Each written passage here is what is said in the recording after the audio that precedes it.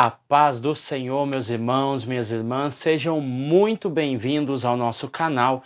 É Tempo de Ensinar EBD, um canal exclusivo para os amantes da Escola Bíblica Dominical.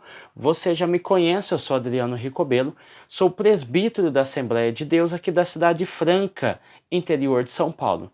Também ministro aulas na Escola Dominical. Sou professor também do CAPED, que é o Centro de Aperfeiçoamento de Professores da Escola Dominical. E hoje nós estamos aqui para mais uma aula excelente, uma aula maravilhosa, que vai agregar muito ao conhecimento do professor e também no aprendizado do aluno. Então, nós iremos falar hoje sobre a lição de número 5. Essa lição de número 5 será ministrada no dia 31 de julho de 2022 e tem como tema a sutileza do materialismo e do ateísmo. Os dois são concomitantes, mas são diferentes nas aplicações. Então, nós vamos ver aqui um excelente tema ao qual nós iremos aprender muito, tá bom? Então vamos lá, sem mais delongas, vamos para o nosso texto, vamos para o nosso texto áureo, para a nossa verdade prática, para nós não perdermos tempo aqui. Não precisa nem de falar que você tem que deixar o seu like, se inscrever no canal, ativar as notificações do sininho. Isso você já sabe, você já conhece, e se você dá valor no nosso canal, faça isso, nos ajude a crescer cada dia mais, tá bom? Então vamos lá. Texto áureo. O texto áureo vai dizer assim, ó: porque as suas coisas invisíveis, desde a criação do mundo, tanto o seu eterno poder, a sua divindade, se entendem. Entendem o quê? Essas coisas invisíveis, que se manifestam através do seu poder, a sua divindade, e se entendem claramente. E veem pelas coisas que estão criadas, ou seja, elas são invisíveis desde a criação do mundo, o que? Tanto o seu poder quanto a sua divindade. Mas esse poder e divindade é revelado naquilo que existe, e ela é entendido claramente pelas coisas que estão criadas. Por isso, o ser humano é inexcusáveis, tá bom? A verdade prática vai dizer assim: tanto o materialismo quanto o ateísmo são expressões máximas de um coração endurecido pelo pecado e de olhos cegados por Satanás. Então, olhos e corações são tapados, são escurecidos para que eles não vejam e não percebam, porque o texto de Romanos 1:20 diz que tudo aquilo que é criado se vê claramente pelas coisas que estão aí, tá? Então, como você cega o coração e cega a visão, as pessoas não conseguem entender claramente aquilo que estão vendo, tá bom? Vamos lá para a leitura bíblica em classe. Romanos capítulo 1 é a base nossa, do 18 ao 23. Pequena reflexão aqui, versículo 18 e versículo 19 vai falar que do céu manifesta a ira de Deus. Então, no capítulo 1 de Romanos, nós estamos trabalhando com duas revelações, ou uma revelação dupla, né? Que no caso está no versículo 17. No versículo 17, a Bíblia vai dizer que a justiça de Deus se revela no Evangelho. Então aqui no versículo 17 fala da justiça e no versículo 18 fala sobre a ira. Então falar sobre a ira aqui quer dizer que é uma revelação, ou seja, é uma revelação que Deus desiste do homem devido à rebelião. Ou seja, essa ira está no contexto de, olha, o homem se rebelou e pela sua rebelião Deus desiste do homem, tá? Então vamos lá. Aí você vai entender só se você continuar lendo o texto, tá bom? Aí você vai entender essa ideia da ira com sinal de desistência.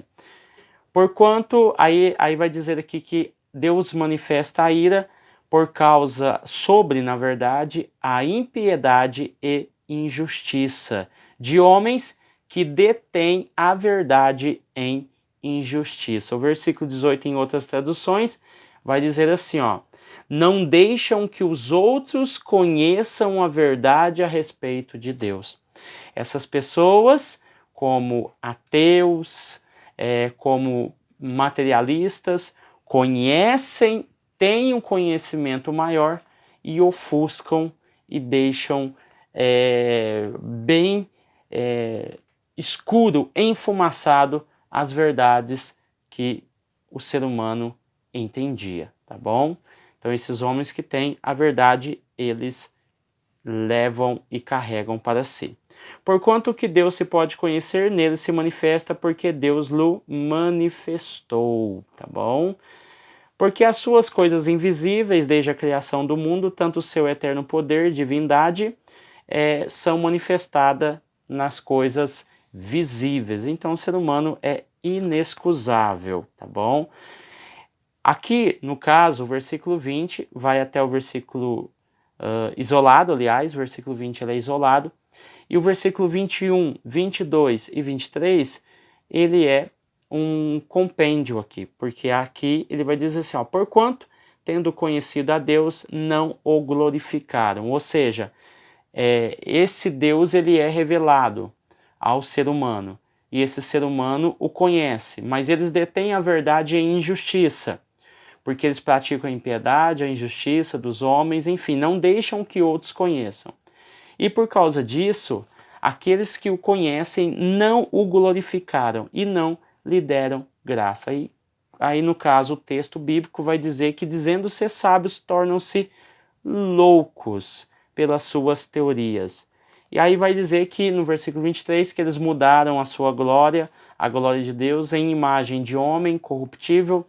Você vai ver grandes homens sendo ovacionados por aquilo que eles entendem e sabem, né?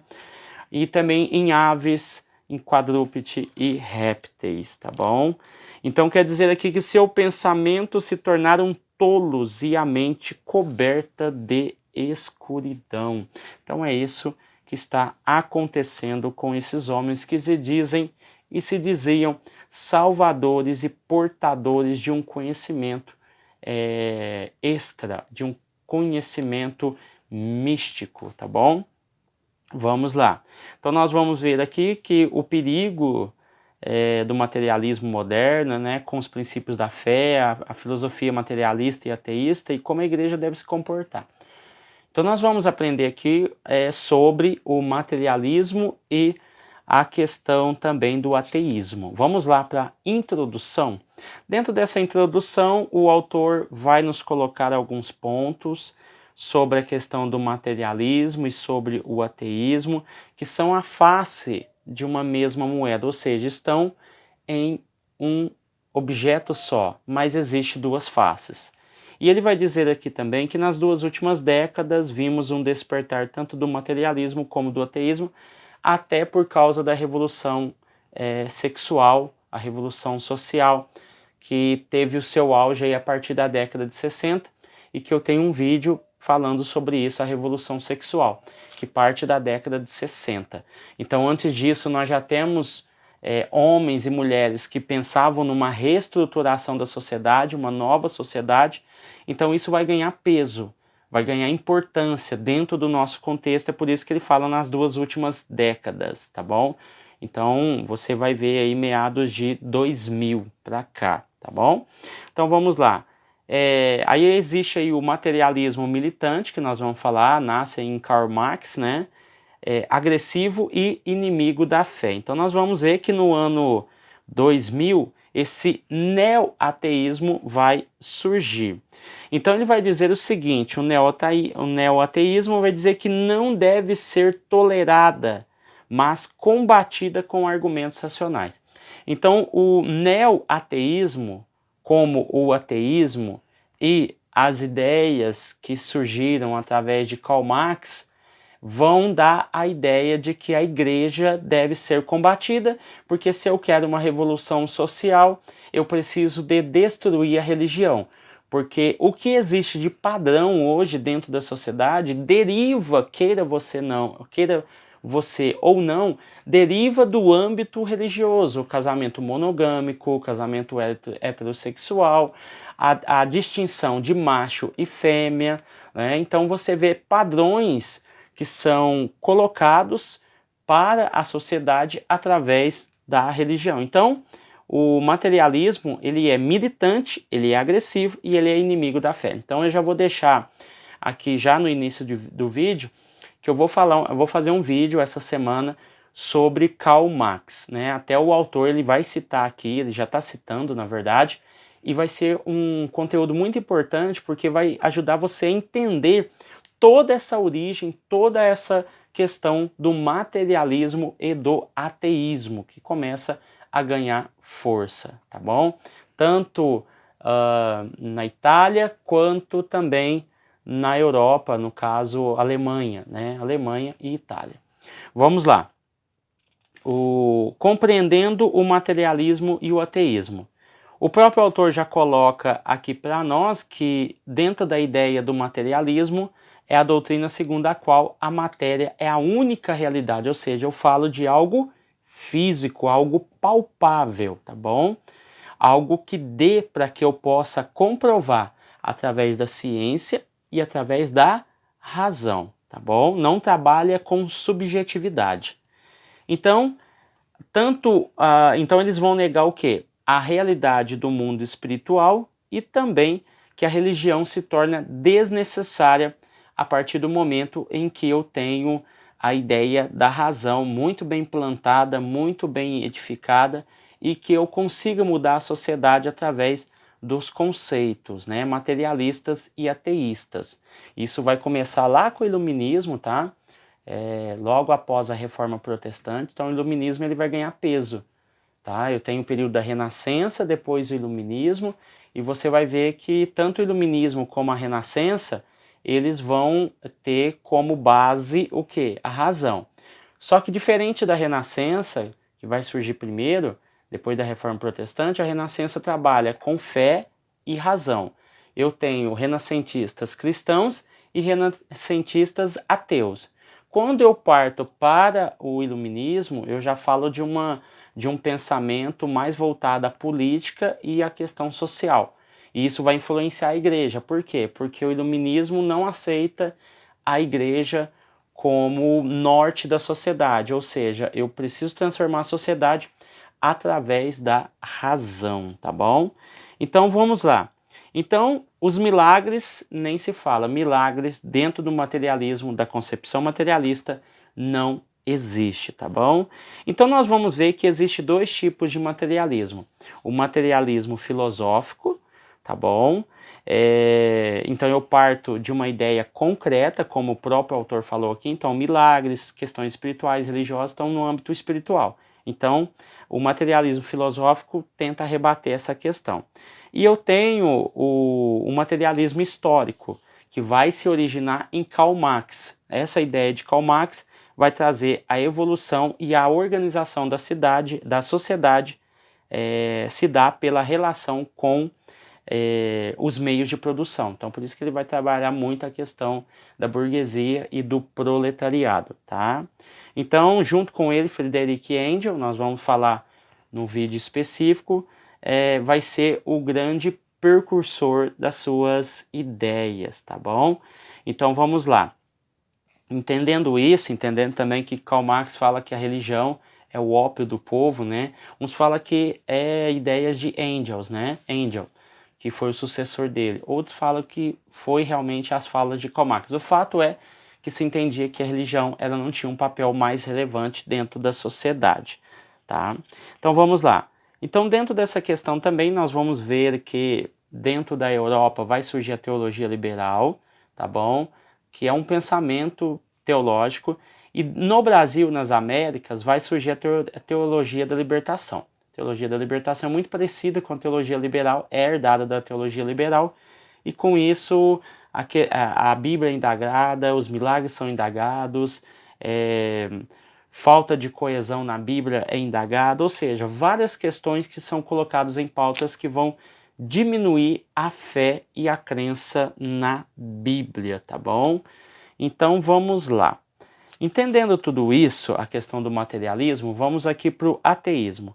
O ateísmo, ele tem como viés a doutrina que nega a existência de Deus, né? Então até que vem a palavra ateu. Sobretudo, há um Deus pessoal, um Deus que se comunica com as pessoas. Então, desde a antiguidade, falando de várias maneiras, né, e de muitas formas, falou através dos profetas e agora fala através do Filho. É o texto de Hebreus 1:1, né? E nós vamos ver que essa ideia não casa com o ateísmo, porque o ateísmo não acredita que existe um Deus pessoal, que fala com as pessoas através de profetas, através da palavra de Deus, e com isso quer comunicar a sua criatura, os seus feitos, tá bom? Então, dentro do ateísmo, a felicidade é ilusória a respeito da sua condição. Ou seja, para o ateísmo, a religião nada mais é do que um meio de ilusão, uma felicidade ilusória. Ou seja, eu estou feliz porque eu sou crente, eu estou feliz porque eu sirvo a Cristo. Para o ateísmo é uma felicidade ilusória, tá? Então nós vamos ver aqui também, eu até fiz questão de anotar, que abandonar uma condição que precisa de ilusões, ou seja, dentro do ateísmo se prega o seguinte, que se deve abandonar uma condição que precisa de ilusões, tá? Então ele trata, o ateísmo trata a igreja ou o cristianismo em si, as religiões, como algo ilusório que nós devemos abandonar, tá bom? Então aqui nós fechamos aqui o tópico 1, que era compreendendo o materialismo e o ateísmo. O subtópico de número 1 falou sobre o materialismo e o subtópico de número 2 falou sobre o ateísmo, tá bom? Tá bem facinho, bem claro de se entender. Então vamos lá. Partindo para a próxima página, nós vamos ver o tópico de número 2. O tópico de número 2 vai falar sobre as raízes do materialismo e ateísmo. Então você entendeu o conceito e que os dois são faces de uma mesma moeda, porque são concomitantes. E aqui o autor vai falar que a consequência do pecado, ou seja, raízes do materialismo. Quais são as raízes? A consequência do pecado e a cegueira espiritual, que é o ponto, 2 pontos que o autor vai colocar para falar sobre da onde surgiu a crença no materialismo e a crença no ateísmo, tá bom? Então vamos lá. Aqui no subtópico de número 1 vai dizer que o ateísmo é uma consequência da queda, tá? A questão da incredulidade, consequentemente a rejeição a Deus, tomaram conta do coração humano. Deus pode ser conhecido através das coisas criadas, foi o que o texto de Romanos capítulo 1 nos falou. E isso não acontece porque os homens se dizem sábios, porque eles se tornam tolos dizendo isso. Então nós vamos ver aqui que a consequência do pecado trouxe primeiramente o quê? O não entendimento ou a não compreensão da complexidade e da falta de respostas que o ser humano tinha, e com isso, através da filosofia, através da sabedoria, os homens tentaram buscar uma resposta para as suas indagações. Um dia Nietzsche ele estava sentado, já estava anoitecendo, e o guarda foi chamar a atenção dele. E o guarda falou assim: o que você está fazendo aqui? Aí ele responde para o guarda assim: é isso que eu estou tentando buscar de resposta a minha vida toda. Para onde eu vou, aonde eu estou, o porquê estou aqui. Então são indagações que surgem na mente do ser humano, e o ser humano, como Karl Marx e Engels, Antônio Gramsci e tantos outros homens, que Charles Darwin, vão tentar trazer uma solução, um padrão, um norte, que o homem passa a ser o centro das coisas. A antropologia, eu tenho a antropologia bíblica que trata da questão do ser humano, né? Coloca o homem como coroa da criação, nós vamos falar sobre isso aqui, e é um fator muito importante. Mas quando você coloca o homem no centro de tudo e você tira Deus do comando, você tem aí um grande equívoco, porque você parte das suas convicções que são finitas. A Bíblia é o único livro que traz todas as respostas para a vinda do ser humano à Terra, a sua criação e a sua missão aqui, tá bom? Então vamos lá. Então o autor vai falar sobre as consequências do pecado. Então, por causa das consequências, ele não consegue entender, compreender e aceitar a realidade onde ele vive. E o outro ponto, que é o subtópico de número 2, vai falar sobre a cegueira espiritual, porque o pecado é a causa primária da incredulidade humana e, consequentemente, a fonte do seu materialismo e ateísmo. Então você vai ver que ele vai citar 2 Coríntios capítulo 4, versículo 4, que vai dizer assim, ó, nos quais o Deus deste século cegou os entendimentos, para que não lhes resplandeça a luz do evangelho de Cristo, que é a imagem de Deus. Olhem em outra tradução. Conservou a mente na escuridão.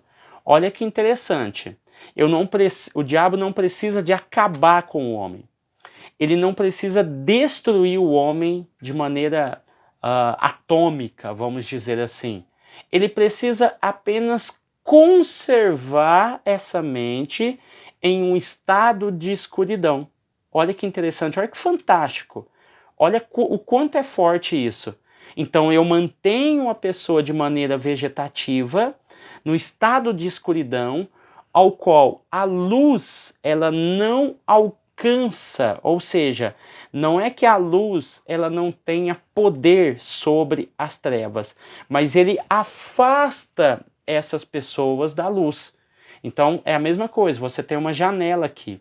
Se eu abrir uma gretinha de nada, se o quarto estiver escuro, o quarto vai clarear praticamente por completo, com uma brecha na janela. Assim é a ideia que o autor quer nos passar aqui. O diabo ele mantém essas mentes conservadas na escuridão, ou seja, ele deixa ali de forma intacta e a pessoa não consegue sair e não consegue enxergar mais nada a não ser aquilo que ele sente e aquilo que ele toca, tá? Olha que interessante aí, tá bom? O propósito é que a luz do evangelho não seja visto sobre eles. Olha que interessante. Quantas ideias lá do passado grandes homens tiveram, né?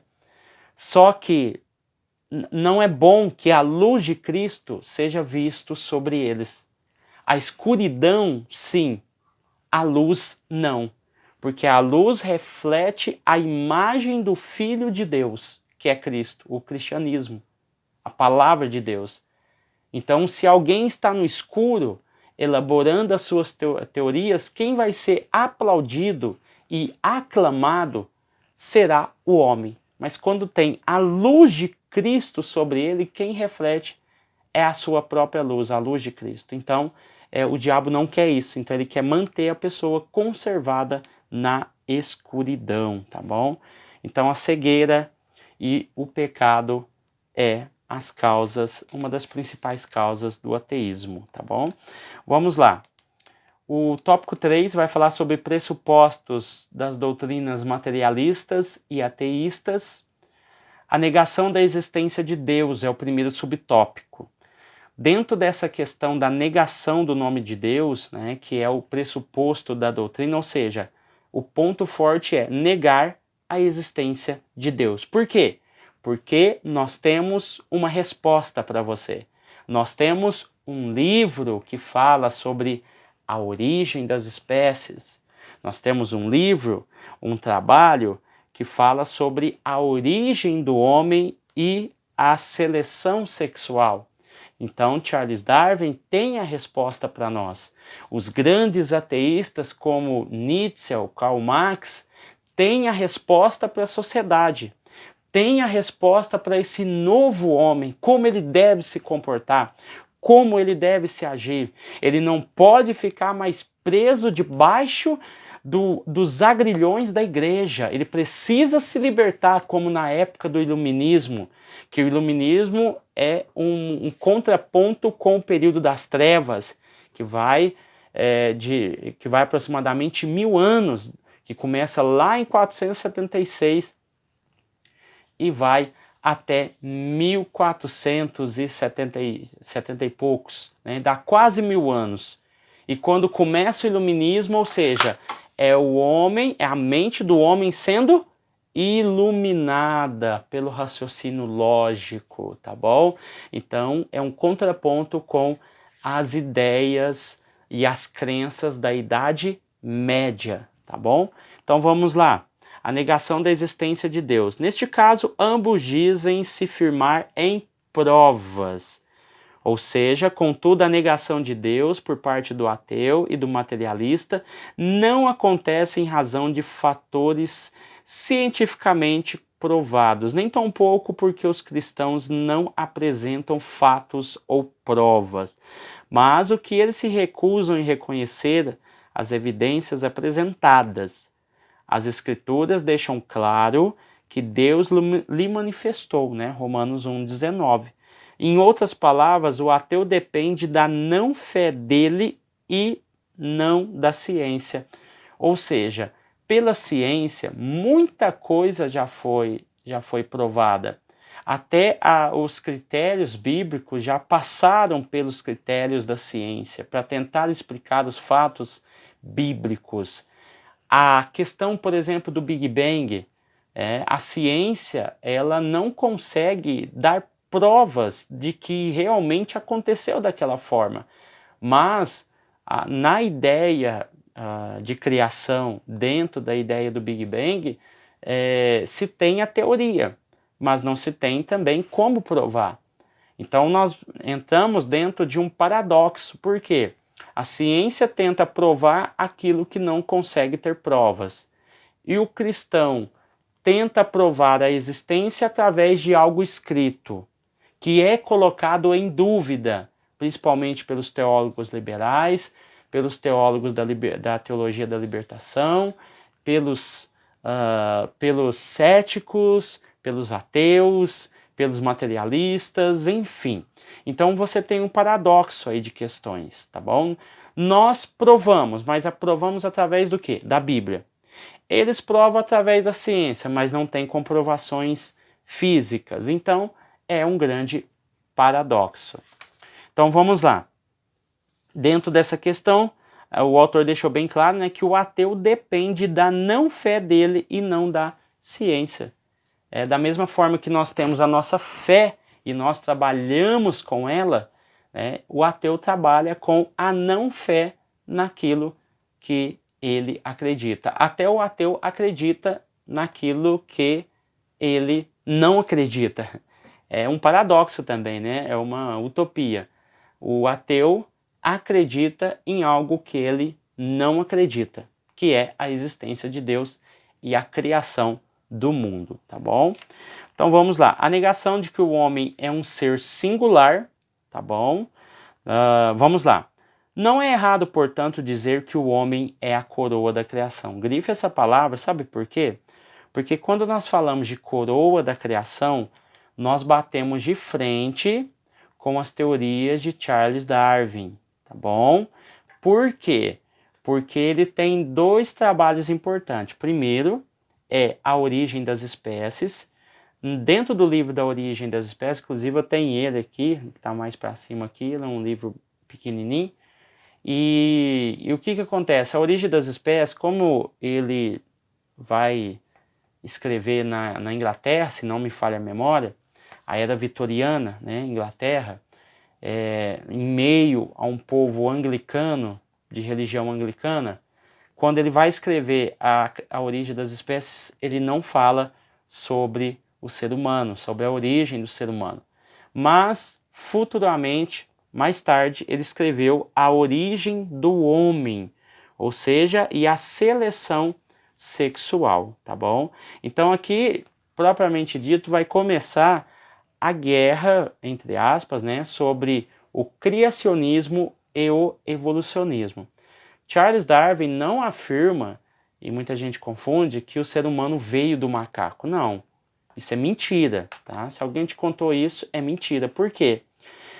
O que a teoria fala é que o homem tem um ancestral distante, ou seja, ele veio dessa mesma linhagem, ou seja, o ser humano evoluiu, os primatas não. Então eles têm o quê? Uma origem próxima, ou seja, eles têm